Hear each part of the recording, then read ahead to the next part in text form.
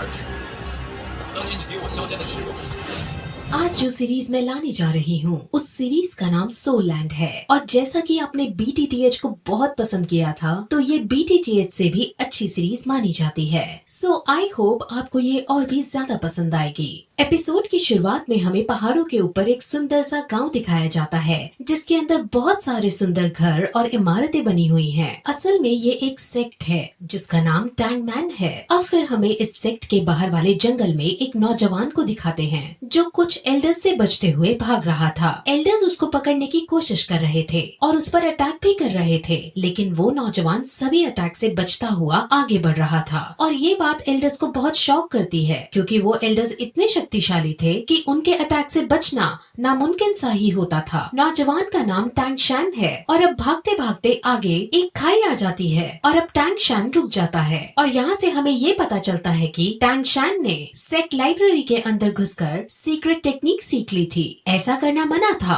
और अब इसकी सजा में टैंग शैन को मृत्यु दंड दिया जाने वाला है। वहाँ टैंग शैन जो अपने असूलों का पक्का था और उसे ये पता था कि इसकी सजा मृत्यु दंड ही है, इसीलिए वो खुद अब सुसाइड करने का ही डिसाइड करता है। और साथ ही साथ उन्हें ये भी बताता है कि उसने इस सीक्रेट टेक्निक को किसी और को नहीं बताया है और सारी टेक्निक्स उसके कमरे में ही हैं। और ऐसा कहते ही वो उस टेक्निक का सबसे खतरनाक हथियार निकाल लेता है और सेक्ट के लीडर को समर्पित करता है, जिसके बाद वो अपने सारे कपड़े उतारता है, क्योंकि वो टैंग सेक्ट से लिया हुआ सब कुछ वापस लौटा देना चाहता था। और फिर खुद खाई से नीचे कूद जाता है। तभी सेक्ट लीडर उसे मरने से बचाने की भी कोशिश करता है, लेकिन टैंग शैन अपने इरादे का पक्का था और वो खाई में गिरकर अपने आप को मार डालता है। उसके मरते ही उसकी आत्मा अलग अलग दुनियाओं को क्रॉस करते हुए पैरेलल यूनिवर्स में चली जाती है और वहाँ वो एक नवजात शिशु के रूप में जन्म लेता है और उसका नाम भी वहाँ टैंग शैन ही रखा जाता है। उसे अब अपने पहले जन्म की सारी बातें और सारी टेक्निक्स याद होती हैं, जिस वजह से वो बचपन से ही उन टेक्निक्स को पहाड़ के ऊपर जाकर प्रैक्टिस करता है। इस दुनिया के अंदर डौलो कॉन्टिनेंट है।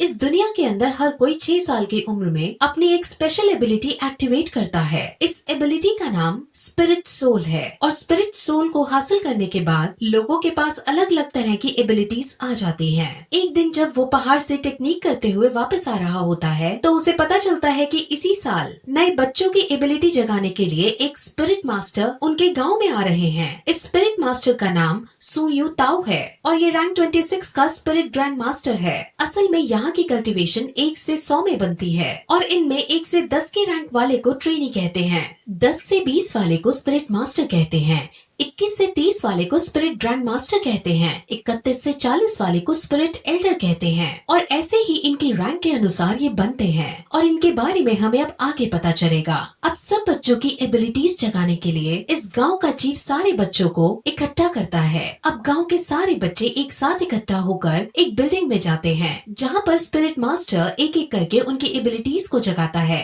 वहाँ पर टैंग शैन भी मौजूद है और वो भी यहाँ अपनी एबिलिटी को अवेकन करने आया होता है।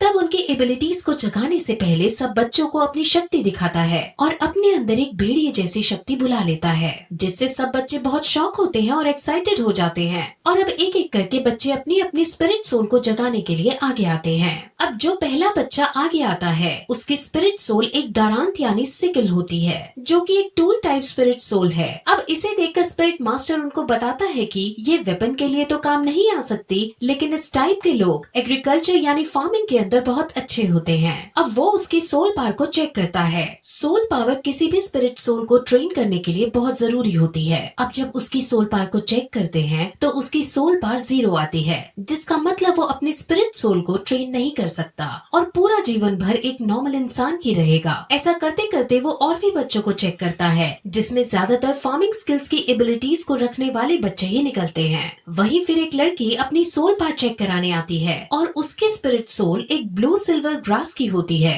ब्लू सिल्वर ग्रास बहुत कॉमन ग्रास है और इसकी कोई स्पेशल एबिलिटी भी नहीं होती और इस टाइप की स्पिरिट सोल को सबसे बेकार स्पिरिट सोल माना जाता है और ये बहुत कमजोर होती है। अब इसके बाद हमारा मेन कैरेक्टर जिसका नाम टैंग शैन है वो आगे आता है और अपना सीधा हाथ बढ़ाकर कंसंट्रेट करता है और उसके हाथ से भी ब्लू सिल्वर ग्रास बाहर आती है, लेकिन तभी उसके उल्टे हाथ में भी कुछ होने लगता है और वहाँ पर हमें एक हथौड़ा दिखता है जिसे वो मुंह बंद करके छुपा लेता है। अब इसके बाद स्पिरिट मास्टर टैंगशान की सोल पार्ट चेक करता है और उसकी सोल पार्ट 10th लेवल पर होती है और ये बहुत रेयर कंडीशन होती है। असल में जिन लोगों की सोल पावर अवेकनिंग के वक्त फुल यानी 10th लेवल की होती है तो उन्हें बॉर्न विद सोल पावर यानी कि इनेट सोल पावर का दर्जा दिया जाता है और ऐसे लोग बहुत ही काम के होते हैं। ऐसे लोग बहुत ताकतवर बनते हैं और लाइफ में बहुत आगे तक जाते हैं। अब स्पिरिट मास्टर उसे बताते हैं कि अवेकन होने के बाद सोल पावर की 10th लेवल सबसे हाईएस्ट लेवल होती है, जिस पर अब टैंगशान ये पूछता है कि क्या हम इसके आगे नहीं जा सकते, यानी क्या इसके आगे ट्रेन नहीं कर सकते, जिस पर मास्टर उसे समझाते हैं कि इससे आगे ट्रेन करने के लिए हर 10th लेवल के बाद एक स्पिरिट रिंग हासिल करने की जरूरत होती है। स्पिरिट रिंग हासिल करने के बाद ही हम 10th लेवल से आगे बढ़ सकते हैं।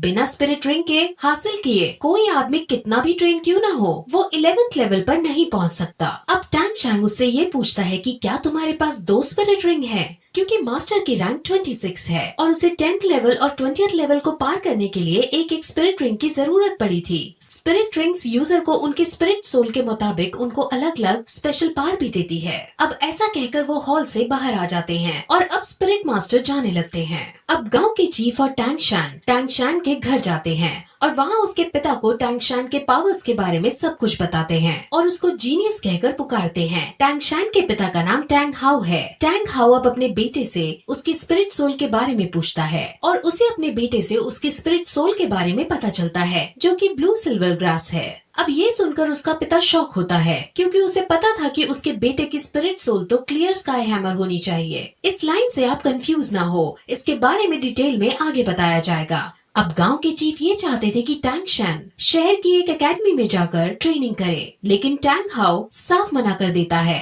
अब क्यों मना किया है ये भी हमें आगे पता चलेगा। गांव का चीफ बहुत शॉक होता है और उससे लड़ता भी है क्योंकि इतने बड़े टैलेंट को घर में रखना सही नहीं है, इसको बाहर जाकर बेस्ट ट्रेनिंग हासिल होनी चाहिए। अब चीफ के बार बार समझाने पर भी टैंग हाउ नहीं मानता और चीफ अब वहाँ से चला जाता है। अब टैंग हाउ को ये लगता है कि उसके इस डिसीजन से उसका बेटा नाराज होएगा, लेकिन टैंगशान उसके इस डिसीजन से नाराज होने की बजाय उनकी बातों से संतुष्ट दिखाई देता है और कहता है कि हम एक लोहार की तरह भी अपना गुजारा चला सकते हैं। अब टैंग हाउ निराश होकर बैठ जाता है और वो दुखी होते हुए सभी स्पिरिट मास्टर्स को बेकार बताता है। अब टैंग हाउ टैंगशान से अपने स्पिरिट सोल को दिखाने को कहता है, जिस पर टैंगशान अपने हाथ से उसे ब्लू सिल्वर ग्रास निकाल कर दिखा देता है और ये देखकर वो बहुत चौंक जाता है। लेकिन तभी टैंगशान उसे अपनी एक और स्पिरिट सोल के बारे में बताता है और अपने दूसरे हाथ से क्लियर स्काई हैमर को बाहर निकालता है। अब ये देखकर टैंग हाउ को कुछ याद आता है कि कैसे कुछ साल पहले वो और उसकी वाइफ कुछ लोगों से बचकर भाग रहे थे और उसकी वाइफ अपने पति और अपने बच्चे को बचाने के लिए खुद को सैक्रिफाइस कर देती है। और अब यहाँ से हमें पता चलता है कि उसकी वाइफ की स्पिरिट सोल भी ब्लू सिल्वर ग्रास होती है। अब फिर टैंग हाउ अपने बेटे की डबल स्पिरिट सोल को देखकर उसे गले लगा लेता है और उसे अब एक बात समझाता है और कहता है कि तुम हमेशा अपने उल्टे हाथ के हैमर से अपने सीधे हाथ की ग्रास को प्रोटेक्ट करना। अब इसके बाद टैंग हाउ टैंगशान को लेकर काम सिखाने लगता है और उसको इस काम की अलग अलग टेक्निक सिखाता है और इन सभी टेक्निक्स की मदद से टैंगशान अब अपने पिछले जन्म की मेमोरीज का यूज करता है और उनकी मेमोरीज से वो कुछ हिडन वेपन्स बनाता है। अब अगले दिन टैंग हाउ अपने बेटे को शहर जाकर ट्रेनिंग करने की इजाजत दे देता है और साथ में ये भी कहता है कि वहाँ तुम अपना खर्चा लोहार का काम करके चला लेना। लेकिन शहर पढ़ने जाने के लिए टैंग हाउ उसके सामने कुछ शर्तें रखता है। वो उसे कहता है कि तुम कभी भी अपनी हैमर स्पिरिट में कोई भी स्पिरिट रिंग ऐड नहीं कर सकते। दूसरी शर्त पे उसे वो कभी भी अपनी हैमर स्पिरिट सोल को दिखाने के लिए मना करता है और साथ ही साथ किसी को भी अपना ये रहस्य कि उसके पास 2 स्पिरिट सोल हैं बताने से मना करता है और जब तक उसकी जान पर ना आए तब तक वो उसे हैमर स्पिरिट का भी इस्तेमाल करने से मना करता है। अब इन शर्तों पर एग्री करके टैंगशान अपने सफर पर निकल जाता है। वो अब गांव के चीफ के पास जाता है और अब दोनों शहर के बड़े स्कूल में एडमिशन करवाने के लिए निकल जाते हैं। अब वो दोनों रास्ता पूछते हुए स्पिरिट मास्टर एकेडमी की तरफ जाते हैं, जहाँ पर उन्हें गेटकीपर रोक लेता है। अब चीफ उसे अपना पास दिखाता है जो उसको स्पिरिट मास्टर ने दिया था। गेटकीपर उस पास को चेक करता है और इस पास को वो फेक समझता है क्योंकि इस पास पर ब्लू सिल्वर ग्रास लिखा था, लेकिन साथ ही साथ सोल पार को 10 रैंक का भी बता रखा था। अब ब्लू सिल्वर ग्रास का होना और 10th रैंक का होना ऐसा बहुत रेयर कंडीशन में ही पॉसिबल है और जिस छोटी जगह से ये लड़का आया है वहाँ पर इस रेयर चीज का होना पॉसिबल नहीं है। अब चीफ और गेट कीपर की बहस होने लगती है और उनकी बहस इस कदर पहुंच जाती है कि गेट कीपर चीफ पर हाथ उठा देता है, लेकिन तभी टैंग शैन उसके हाथ को पकड़ लेता है और उसको नीचे गिरा देता है। टैंग शैन को अब बहुत गुस्सा आ चुका था और वो उसे मारने के लिए अपना हिडन वेपन एक्टिवेट कर देता है, लेकिन तभी एक आदमी वहाँ आता है और उन्हें रोकने की कोशिश करता है। इस आदमी को यहाँ पर सभी लोग ग्रैंड मास्टर कहते हैं और वो उनकी लड़ाई बंद करवाने के बाद उसको अंदर एडमिशन के लिए ले जाता है। अब रास्ते में टैंग शैन और ग्रैंड मास्टर कई तरह की बातें करते हैं, जिसमें ग्रैंड मास्टर अपनी आइडेंटिटी बताते हुए कहते हैं कि वो यहाँ का ग्रैंड मास्टर है और अगर टैंग शैन ग्रैंड मास्टर से कुछ सीखना चाहता है तो वो उसको टीचर बुला सकता है। अब वो और भी बातें करते हैं और क्योंकि ग्रैंड मास्टर ने उसका एडमिशन पास देखा होता है तो वो उससे कहता है कि तुम बहुत इंटेलिजेंट हो और उसे ये भी बताता है कि पिछले 100 सालों के अंदर तुम तीसरे आदमी हो जिसके पास 2 स्पिरिट सोल हैं। ये सुनकर टैंग शैन चौंक जाता है और अपने हिडन वेपन को फिर से एक्टिवेट करने के लिए रेडी हो जाता है। दरअसल वो ऐसा इसलिए करता है क्योंकि उसके पिता ने उसे कहा होता है कि उसकी 2 स्पिरिट सोल के बारे में किसी को नहीं पता चलना चाहिए और अब वो अपने इस खतरे को हटाने के लिए अपना हिडन वेपन एक्टिवेट करता है। लेकिन तभी ग्रैंड मास्टर उसे अब ये बताता है कि आखिर उसे इन सब के बारे में कैसे पता चला। असल में ग्रैंड मास्टर बहुत ज्यादा इंटेलिजेंट है और उसने पहले भी बहुत सारी रिसर्च कर रखी थी। उसमें उसे पता चला था कि दुनिया के अंदर ब्लू सिल्वर ग्रास वाली स्पिरिट सोल के सिर्फ 647 लोग हैं और उनमें से सिर्फ 16 के पास सोल पावर है और उन 16 की भी रैंक 1 से ज्यादा नहीं है। सोल पावर हमेशा स्पिरिट सोल की क्वालिटी के प्रोपोर्शन में रहती है, जिस वजह से ब्लू सिल्वर ग्रास की फुल सोल पावर नहीं हो सकती। इसीलिए ग्रैंड मास्टर श्योर है कि इसके पास 2 स्पिरिट सोल हैं। अब उनकी ये सब बातें सुनकर टैंग शैन समझ जाता है कि ये ग्रैंड मास्टर बहुत समझदार आदमी है और वो तुरंत उसके सामने झुककर उन्हें अपना गुरु बनने के लिए प्रार्थना करता है और अब ग्रैंड मास्टर उसे अपने डिसाइपल के रूप में एक्सेप्ट कर लेते हैं। अब फिर वो दोनों स्कूल के अंदर प्रिंसिपल के पास जाते हैं और प्रिंसिपल उसका एडमिशन पास देखता है। उसे भी थोड़ा अजीब लगता है कि ये ब्लू सिल्वर ग्रास है लेकिन इसकी सोल पावर फुल है, लेकिन साथ में ग्रैंड मास्टर को देख वो उसको एडमिशन दे देता है। ग्रैंड मास्टर हालांकि यहाँ का कोई टीचर नहीं है, लेकिन प्रिंसिपल और बाकी सब ग्रैंड मास्टर की बहुत इज्जत करते हैं और ग्रैंड मास्टर का रुतबा पूरे शहर के अंदर है।